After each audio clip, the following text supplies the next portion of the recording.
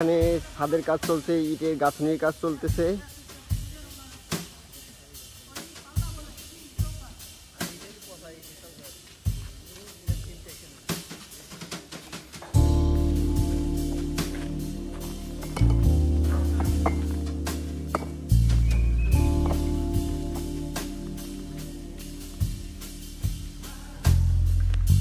আমাদের গ্রাউন্ড ফ্লোরে রয়েছে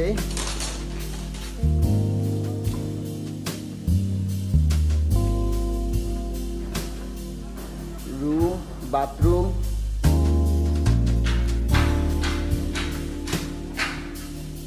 একটা রুম, একটা বাথরুম। এই সাইডে রয়েছে একটা রুম, একটা বাথরুম। এটাই পুরোটাই বেডরুমের মতো আর কি। এখানে রয়েছে কিচেন।